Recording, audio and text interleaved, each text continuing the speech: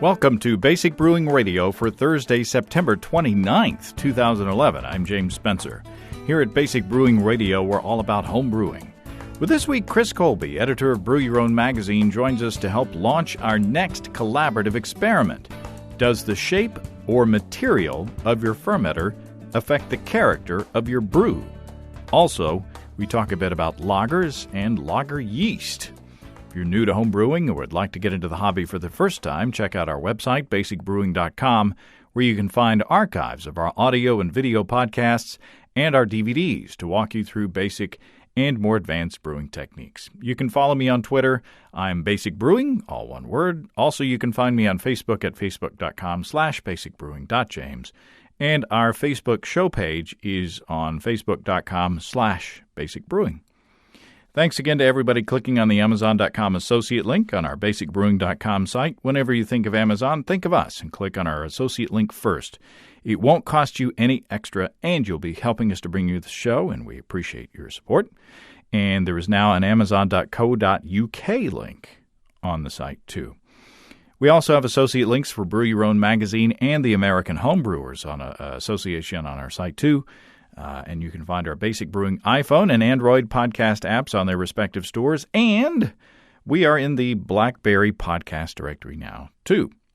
We are ubiquitous. There's a new version of our iPhone app out there.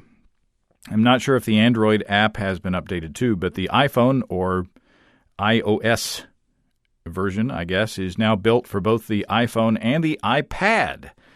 It's a bit easier now to get all the extras and such. It's especially cool in the iPad because there's much more room for formatting all that stuff. So be sure to update the app if you have already purchased it. And if you haven't, consider it, please. Well, whether you have the app or not, you can see the newest episode of Basic Brewing Video out there in the distribution channels. In this week's show, we celebrate Oktoberfest with a trifecta of beer-related goodness. First, we sample a homebrew Oktoberfest beer, naturally, brewed by our special guest Barb Willett, who is in native costume, appropriate for the occasion. Then Steve Wilkes bakes up some pretzels using a German Hefeweizen instead of water in the recipe. And that recipe, by the way, came from Adam Drager of the Yak and Yeti, whom you have heard on this show last week. And then to round out the trio of goodness, Andy Sparks makes some mustard to go along with the pretzels. But he makes the mustard with beer, with homebrew. It's a lot of fun to shoot, and a lot of fun to talk and sip beer and eat some food outside on a nice fall day. So be sure to check that episode out. If you go to our facebook.com/basicbrewing page, you can see photos of the evolution of the beer that I've currently got in the fermenter. It's a pale ale brewed with the dregs of a bottle of Orval, which I harvested and stepped up using starters. So you can see how the beer looks now in the fermenter and how it looked when it first started fermenting, and how the starters looked and how they progressed over time. If you go down the little timeline, if you scroll down on our Facebook page, this has been an odd beer to brew, and I'm looking forward to tasting how it turns out. While you're scrolling down there, you can see a picture on our Facebook page of listener Nick from British Columbia with Chief Galen Tyrrell of Battlestar Galactica. What makes the other than being photographed with a man who's served in space, Nick makes the photo special by sporting his Reinheitsgebot is a 4-letter word shirt. So that was very, very, very cool. Let's take a look into the mailbag. Here's a note from Paul Charlesworth, whom you've heard on this show. Paul has a background in chemistry, and he heard the listener email a couple of shows back that warned against making or packaging kombucha in plastics because the acid would leach chemicals out of the plastic. Well, Paul says the listener's probably referring to, and there's a lot of things in this email I'm going to mispronounce, but bisphenol A, or BPA, which became a serious health concern about 3 to 5 years ago. BPA was a component in many plastics such as polycarbonates, PVCs, and so on, but its use now has been virtually eliminated. BPA chemically resembles estrogen, the female hormone, and is considered to primarily affect children. This is where the scare came from, because it turns out that many baby plastics, or plastics for babies, I'm assuming, contained BPA. Nowadays, they are mostly BPA-free. In fact, BPA-free has become a marketing tool, just like PABA-free became a marketing tool in sunscreens. We do not typically use PVC or polycarbonate in brewing. We use polyethylene and PET, beer bottles, and Tap-A-Draft, or better bottles and Tap-A-Draft, all of which state that they are and have been BPA-free. If listeners stick to the official brewing plastics and do not repurpose something their father pulled from the garage and rinsed off in the stream, they will be fine. And I asked Paul whether the container that I have my kombucha in would be safe, and he responded, with the plastic, just look on the bottom and see what the number is in the triangle. The better bottles, Tap-A-Draft, and soda bottles use type 1, which is polyethylene interphthalate, or PET. Sorry. Most plastic buckets would be type 2, which is low-density polyethylene. Type 5 would be polypropylene, which is the plastic they use for most of the margarine and similar tubs. So as long as it is white, it is usually food safe. The clear thing with the lid on and spigot that you used in the podcast, that's to ferment and serve my kombucha, was probably designed for liquids and should be okay. Most plastics these days are BPA-free anyway, so I would not worry too much. So there you go. Thanks, Paul. Probably one fewer thing to worry about. It's kind of like the chicken that you see in the stores that says, that they don't use any hormones or steroids.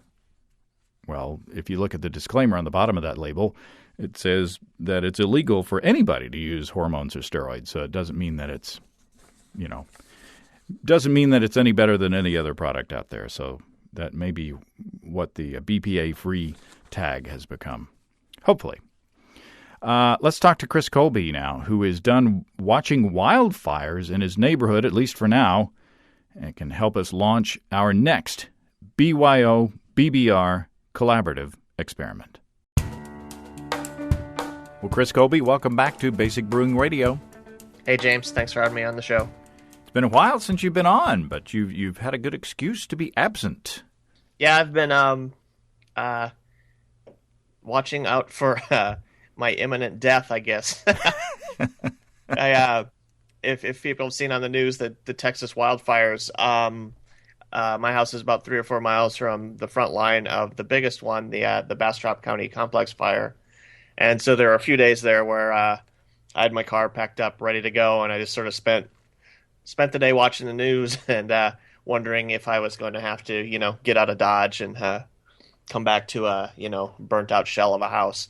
Mm. But luckily for me, unlike the majority of the people in this county, my house is still standing and not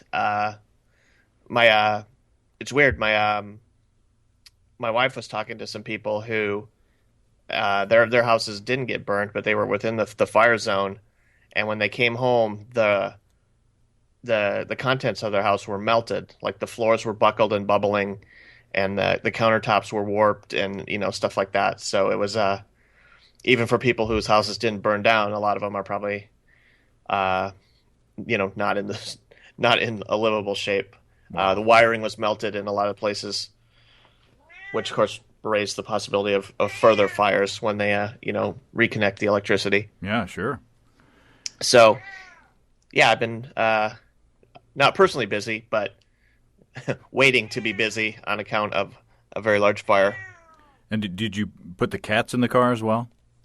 I had cleaned out the back of the Subaru Outback, and I have these big cat carriers, and I had those sitting in the living room waiting to, if if the call came, just get a big shovel the cats in the carriers, and hit the road. Wow. Well, we're glad you're okay. I saw plenty of footage in the news and on Facebook and such as that, and it's just incredible how fast those things spread. I mean, you guys are living in a tinderbox down there because of the lack of rain and the heat and all that, and even though the trees may look green in some places, they're still just as dangerously dry as if they were brown. So yeah, and part of the problem with the Texas County Complex fire started in pine forest, and pine trees are very resiny and create sort of extra problems. And then this fire, my brother-in-law's a firefighter, was so intense that it turned into what's called a horizontal rolling vortex fire, which is essentially a tornado of fire that rolls horizontally across the ground. Wow. And so it's very weird. It creates unusual patterns, like it leaves bands of trees that are untouched, and because it moves so fast, essentially, that it burns all the ground clutter away. But the fire's moved past the tree before the tree even catches on fire. So there's these weird sort of stripes in the Bastrop forest now of completely burned out trees that are black and ash covered, and ones that are sort of much less burnt, and some of them might even survive. So it was a very intense fire. Well, it's fascinating from a scientific standpoint, and tragic from a human standpoint of personal property lost and lives lost. And so anyway, we're glad you're okay and hope you continue to be so. As a practical upshoot, I can't brew outside now. There's a complete ban on any sort of open flame outside. Wow. So even propane. Yeah, even propane. Huh. Although mysteriously you can still smoke cigarettes wherever you want, and apparently you can throw them out the window of your car too, which I see at a frequency that's unbelievable given current events. Well. Well, let's leave that there then. That's one of my pet peeves. One of my big pet peeves is going behind a car at night, especially, and you see the orange flame bouncing on the highway, in the car, from the car in front of you. But let's leave that there. It's time to do another experiment. Yes, it is. We were talking yesterday, and we were thinking about things to do, and I apologize for I don't have the name here with me, but a listener wrote in saying that he heard us talking about your Belgium trip, and one of the breweries there was experimenting with cylindro-conical fermenters as opposed to the traditional kind of square fermenter shape, and I guess they don't have results on whether that changes the flavor of the beer or not on that scale. But the question was asked, well, why couldn't we do that as an experiment on the homebrew scale? I mean, we've talked about whether fermenter shape affects the character of the beer, fermenter's shape or size or composition, whether it's metal or glass or plastic or whatever. So this is an opportunity where we could actually test that out. Yeah, the brewery in question there was Westmalle. They traditionally have square sort of fermentation rooms or whatever, but some stainless steel manufacturer was hoping to get them interested in buying stainless steel vessels and gave them a cylindrical conical, if I remember the story right. And anyway, when we were there, however the cylindrical conical fermenter showed up there, they were testing that out to see if they can brew their double and their triple in it and have it be of the same consistency. And at a homebrew scale, this should be an interesting experiment for a couple reasons. And it'll also be uninteresting for one reason. One thing you might have heard is that on a commercial scale, they claim that broad shallow fermenters have a different fermentation profile from taller, thinner ones, And some people have tried to extend that to the homebrew range or the homebrew scale, but that's probably not going to have too much of a difference, just because the problem of having a tall, high tall fermenter at a commercial scale is that the pressure at the bottom of the vessel is just enormous because of the size of it. Whereas at a homebrew scale, if you have short and fat versus tall and thin, the pressure at the bottom is the difference is going to be negligible. But just the plain old shape and just the different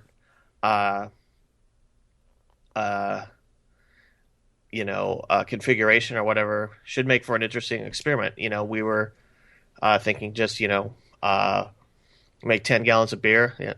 Another good thing for a lot of homebrewers. If you're running low, make 10 gallons of beer, split it between a bucket and a carboy, and test the see if there's any difference. Or if you've got I've got a stainless steel cylindrical conical homebrew sized one, make 15 gallons of beer and split it between the same exact wort in 3 different fermenters, pitch them with the same yeast, and this should be conceptually a very simple experiment, although we will need to talk about how to get the wort exactly the same in all 3, so that you don't get the dregs of the trub at the bottom of your kettle in one and not in the others. But conceptually a simple experiment, and one that I think very doable, and one that I think the answers are going to be interesting to people. Particularly if you brew all the time in buckets, is it worthwhile to switch to glass carboys, or is there any flavor benefit to fermenting in stainless steel? These are something that the experiment should be able to address quite nicely. Yeah, and if you've invested hundreds of dollars in a home-sized cylindrical fermenter, I hope that you'll go ahead and do this rather than saying, it works just fine. It works a lot better than I can see where you might have a vested interest in not proving that there's no difference between your fancy new expensive fermenter and, the bucket. A nice thing, though, I've got a cylindrical conical, and I don't necessarily think that the beer tastes any better, but handling the fermentation is a lot easier. When I'm ready to dump the yeast, it's just, you just open a valve and shut it rather than having to rack the beer off too. So it's a convenience thing as well as it's a convenience thing rather than a, quality thing. But I do think it's interesting if there's any, it's still possible that fermenting either in a different material and or just the different shape is going to produce some sort of flavor difference from, for some weird unknown reason. Yeah. And now if you are doing the cylinder conical versus a bucket or glass carboy or better bottle or whatever, you shouldn't dump the yeast, right? You'd want to treat all 3 fermentations the same. Yeah, we don't want to introduce another variable in the equation, but it's just we want to be able to compare apples to apples here. So right. They should be. You shouldn't put one in the refrigerator and one in the basement, and you should keep the fermenters in the same place so that they have the same temperature going on. All the variables that you can, try to limit them as much as possible. Now, we talked about the trub. The second dry yeast experiment batch that I did, in order to limit the difference between the batches, because what I did was I did a 5-gallon batch and I split it between 2 carboys, and I racked off one from the kettle, and then I racked off the other secondarily and wound up with a lot more trub in the second one than the first one. And so that was one variable that I hadn't counted on. So what I did with that size batch, is I racked the whole kettle into one of the carboys and then swirled it to get whatever trub was in there up into solution and up floating around. And then I racked half of that from that carboy into the second carboy, so that we would have the same amount of trub in each. So if you're doing like a 10 or 15 gallon batch, I mean, what are your ideas on how to account for that in that size of a batch? You don't have a 15 gallon carboy that you can rack into. No, there's a couple things you can do though. One would just be have the three fermenters sitting there, and just redirect the tube to the fermenters at different times. Like put 2 gallons into the glass carboy, then put 2 gallons into the bucket, then put 2 gallons into the cylinder conical, then repeat. 2 back into the carboy, 2 into the bucket, and so you just you're getting early, middle, and late wort into all three of those, and that should be pretty close. Another way to do it is, like most people, if you have a 3-tier system or a 3-vessel system, most people have a balanced one in that the size of the vessels are all the same. You could pump the wort out from your kettle into your hot liquor tank, then let it settle, then drain that out into your carboys. Because what should happen is, you'll get a little bit of trub at the end, but that should settle out, and you should be able to just pour clear wort out into the 3 fermenters. And there's probably a number of different ways that this could work, but as long as you end up not having one, the last fermenter you fill just be this big cloudy, truby mess, and the other, fermenters have nice clear wort in them.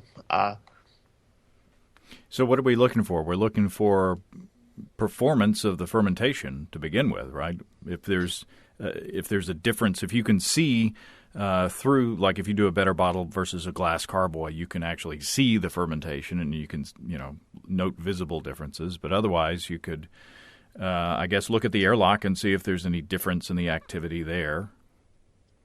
Yeah, all the usual stuff, or I don't know if I call it usual stuff, but the same sort of things we looked at in the dried yeast experiment would work here. You could take a look at how long it takes to start fermentation, how long fermentation goes. You would expect that those would be the same, in the same volume of beer, same at least rough shape, just different materials. But that's why you do experiments, is to figure out if that really is true.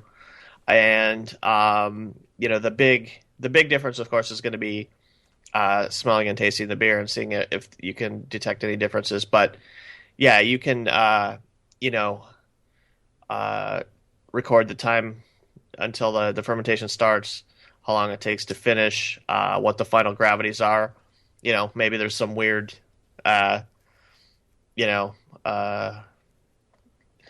correlation between what you fermented in and final gravity. Doubtful, but that's why you test things experimentally. To sometimes you just want to rule stuff out. That sounds reasonable, but if you've never done an experiment to prove it, you can't really say that that's the case just because something sounds logical. So yeah, I think I don't know. I'm excited for this experiment, mostly because I'm low on beer, and this will give me an excuse to brew a 15-gallon batch of some pale ale or something that I like and ferment it all out, and then I'll have 3 cornies full of beer. And I'll be a scientist. and you could take the ingredients off your taxes, or charge them to the magazine. I maybe could. And we said November 15th for the deadline. That'll Sure. give us a month and a half to get this done, and we'll get it out of the way before the Thanksgiving holiday. And one thing we might want to say, in the interest of making the experiment as simple as possible, if to make it easy, if people brewed with a very flocculent yeast strain, it would help, because the fermentation would progress, then the yeast would fall out, and you could rack straight from the primary fermenter into your keg or into your bottles, or into your bottling bucket, and that, because saving a step with going racking the beer to a secondary fermenter is going to be an extra step in there that's going to add some, some variables we don't want. So you know, use a highly flocculent yeast strain. Like I'm probably going to go with Yeast 1968, the ESB strain, or it's the White Labs equivalent is WLP002, I think they call it English ale strain, just make a nice English pale ale or something. And I mean, that's not the only flocculent yeast strain. That's just the one that popped into my head, given that I've used it a bunch. But something like that versus like a 1056 or whatever that's more powdery that, sometimes people like to do secondaries on. Using something flocculent is gonna help this experiment go a little easier. Good point. On the participants. Good point. Yeah. So November 15th, try to get your data in and collected by that time, and I should have the form out there well before then. But yeah, should be a good one. Now, it's starting to get, eventually it's going to get cool. It's starting to get cool up here, and that puts us in mind of brewing lagers because it's easier to do those in the wintertime up here in the northern hemisphere. It was down to 95 degrees the other day here. Well, see, there you go. You could practically just do those outside then. Yeah. It sounds cooler if you go with Celsius. So, that's what, about 35 Celsius? Yeah. So, right in there. If only that were Fahrenheit, you'd be good to go. But there's been some people have been kind enough to send me links to articles for the past few weeks about this new study or scientific discovery that they apparently have traced the roots of the lager yeast strains. What you've read the actual article, the straight from the source there. What's that all about? Yeah, the article was published in PNAS, Proceedings of the National Academy of Science, and basically what their result was that it's been known for a while that most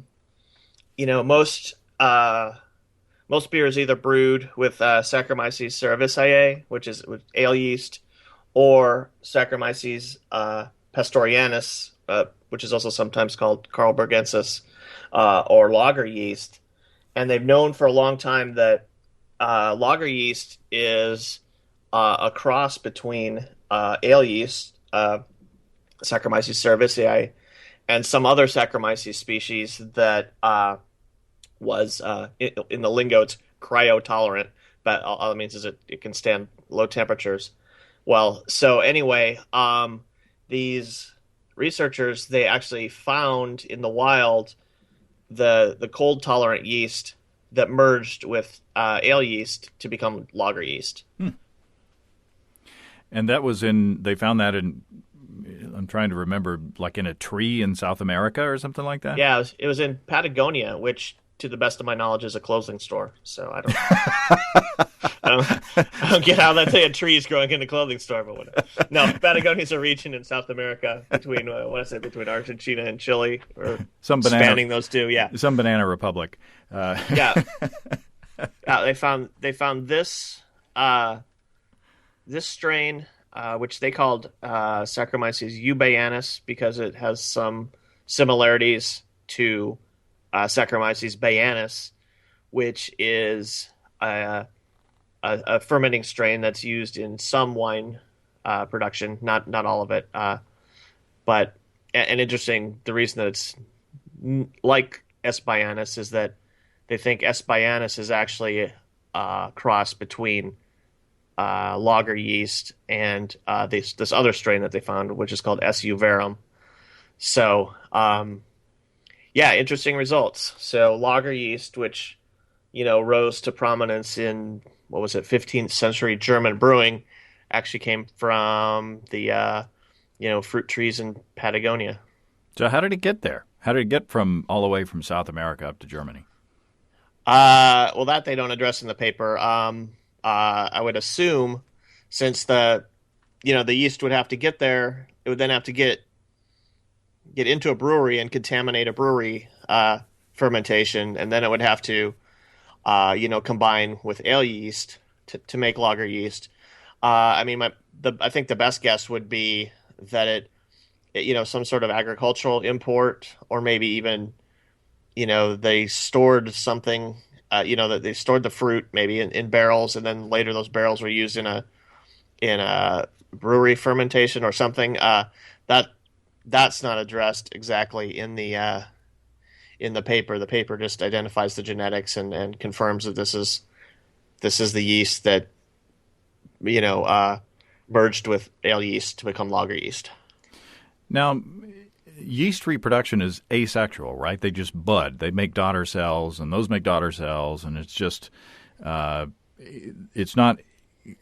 If we go back to science class, you're not taking a male one and a female one and combining the genes or the genetic material and creating the next generation. How does that work? Yeast can reproduce by budding. I'd have to look up if there's also a sexual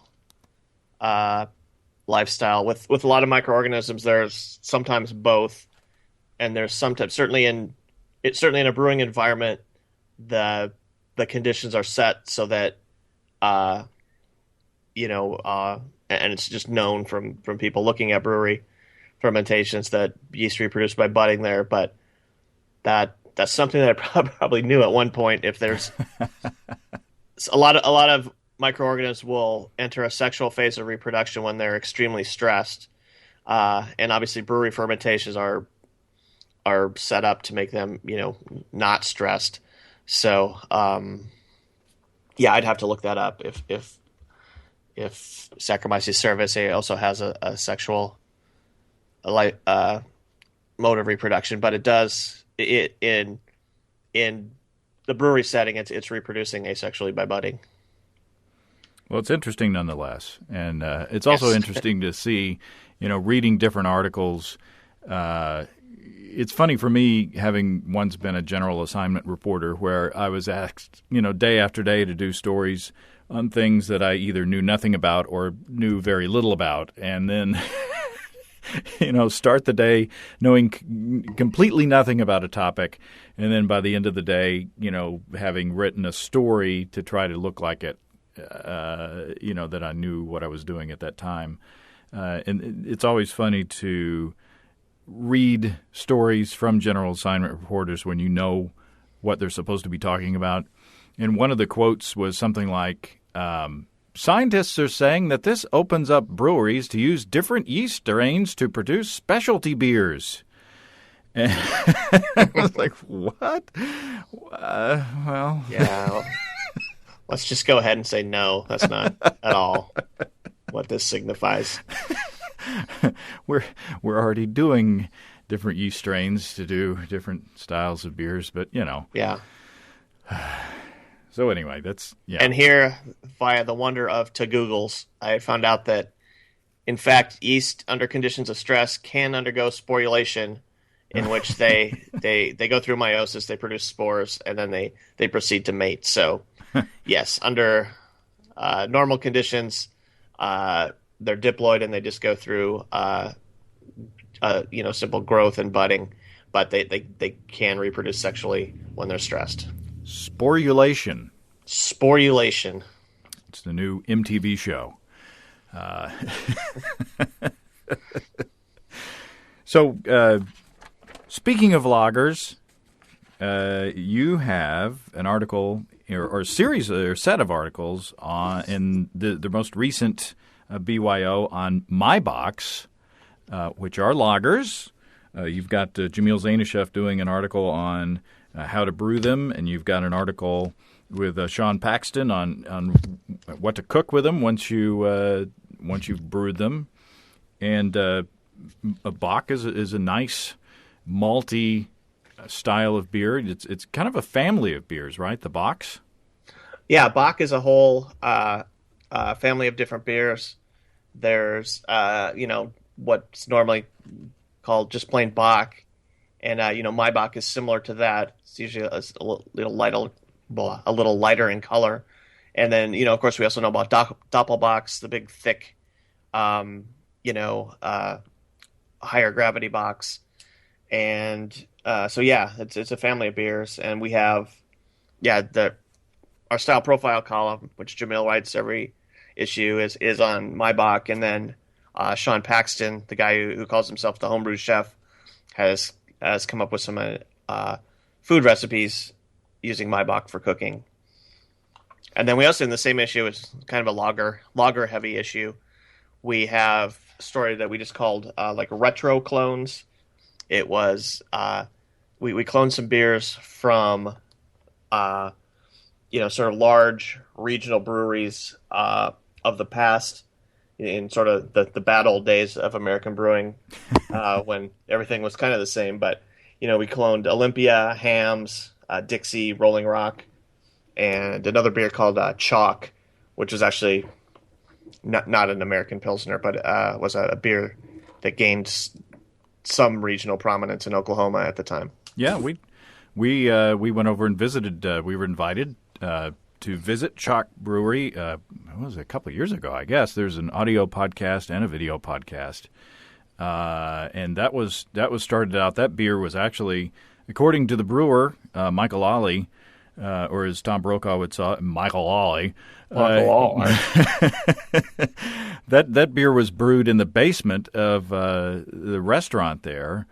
And it was, I can't remember. He took there was in the original recipe there was a ton of sugar, and it was like just grain in a pillowcase somehow, and it was just kind of, I don't know how your recipe goes, but that was, it was kind of a strung together low tech kind of recipe to begin with. Yeah, it started out very much as a homebrew thing. Which is one of the reasons we tried to clone it, and then it, as it got bigger, it became more like sort of brewing a beer, and it turned into sort of a cloudy wheat beer kind of thing, and we use our clone recipe of this is sort of the quote unquote modern version of it, not the the original homebrew version would have been fairly interesting, but we cloned the one that actually people were familiar with. Super nice guys over there. Steve and I went over there, and the brewery is adjoining an Italian restaurant, and the Pete's place. Anyway. Yeah, I think that's what it's called. Yeah, and they fed us lunch. It was like us and the brewing crew sat around this big table, and they just kept bringing out more food, big plates of spaghetti and lasagna, and holy smokes, so good. And they're also doing a bunch of specialty beers now, in bombers, like Belgian beers. They've got some doubles, and there's like a saison, and I think it seems like they were going to do a Berliner Weiss too. I'm not sure. Wow! So they've come a long way from the basement and the pillowcase. Mm-hmm. So anyway, you mentioned Rolling Rock. Isn't that an Anheuser-Busch product now? Yeah, they merged with AB. It's about a decade ago. Has it been that long? It's been quite a while. Holy smokes! Because it used to be brewed in the glass line vats of Latrobe, but I think, if I remember right, soon after it was acquired, they quit brewing it there. Yeah, and it seems like to me Anheuser-Busch had to modify their brewing techniques to get the same kind of, quote unquote defects in the old style Rolling Rock as they were trying to brew it in the new place. Yeah, Rolling Rock bought for years and years. I don't know if this detail made it into our article, but I got it from someone who knows. They bought extremely low kilned malt, like very, very light in color, and so it produced just tons of the precursor to DMS, and then they it just didn't all get boiled off in the boil. So yeah. Rolling Rock is famous or infamous, depending on who you talk to, for that sort of cooked corn DMS flavor. Yum. Some people like it. Yeah, back when I in the old days, I went up to Boston over the 4th of July week, and back in '89. And back then I was drinking Budweiser, and so I went to a party that my friend was throwing, and mine was the only 6-pack of Budweiser in the fridge, and all the rest of the beer was Rolling Rock up there in Boston. So, wow. Do you know what the 33 is? Yeah, I think. Well, I've read a couple stories about it. The one that seems sort of, I don't know, most believable was when the founder or the guy who is running the company wrote out what he wanted on the bottles. He wrote out the little blurb, and then he wrote 33 after it, which was the number of words in it. And when they put it on the bottle, they retained the 33, thinking that he wanted that on the bottle, when really it was just the word count. And that's I don't know. That's one of the stories. That one, I don't know. Sounds fairly reasonable to me, but who knows? That's what happens when you work in a company where somebody's gotten their rear end chewed once too often for questioning the boss. Yeah, just do what he wants. I don't care if 33 doesn't make any sense. Are you going to ask him? No, I'm not going to ask him. Yeah, there are like, I don't know, hundreds, maybe not hundreds, but there are at least several theories as to what the 33 means and what its origin was. Well, that's neither here nor there. It's a little bit of a bunny trail there, but it's fun to talk about. Fun. I'm sure it's a fun article as well. It'd be interesting to see if you can duplicate those beers as well. Well, great.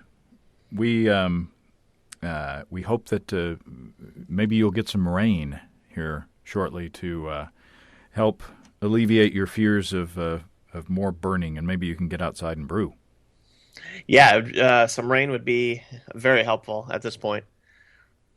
Well, all right, Chris, be careful. Watch the weather report. Watch the wind, and stay out of trouble. Keep on watching the skies.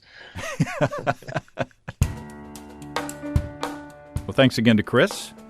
Glad he's out of danger, he and his cats, and I hope he stays that way.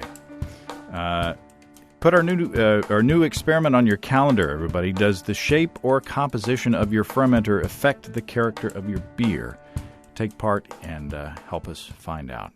And remember, if you want to get a free issue of Brew Your Own magazine, just click on the banner ad on our website, basicbrewing.com, and you'll get a free issue. And if you if you decide to subscribe after you get that free issue, you'll be helping to support this show. We appreciate everybody who has done so. If you have brewing questions, show suggestions, or just want to say howdy, write to james@basicbrewing.com, or just fill out the contact form on basicbrewing.com. And please don't forget to tell us where you're from. Be sure to check out our DVDs, Extract Brewing and Partial Mashing, Stepping into All Grain, Low-Tech Lagering and Decoction Mashing, and Introduction to Wine Kits. You can find them all on our website. We've got combo deals to save you a few bucks if you want to buy more than one DVD at a time, and you can check out our Basic Brewing shirts in our store, too. You can see a listing of the fine folks across the country who sell our DVDs on basicbrewing.com, and if there isn't a vendor in your area, you can order them online in our online shop at basicbrewingshop.com. Thanks to everybody who's continued to click on our Amazon.com link. We appreciate the support there.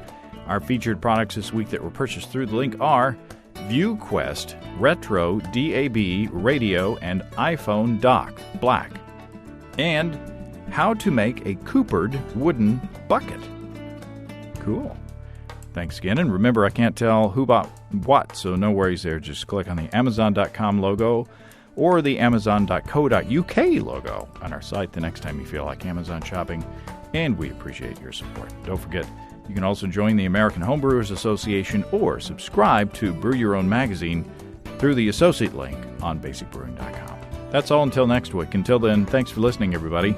I'm James Spencer. Production help for Basic Brewing Radio and our website is provided by Kelly Dotson. Basic Brewing Radio is a production of Active Voicing. We'll talk to you next time, everybody. So long.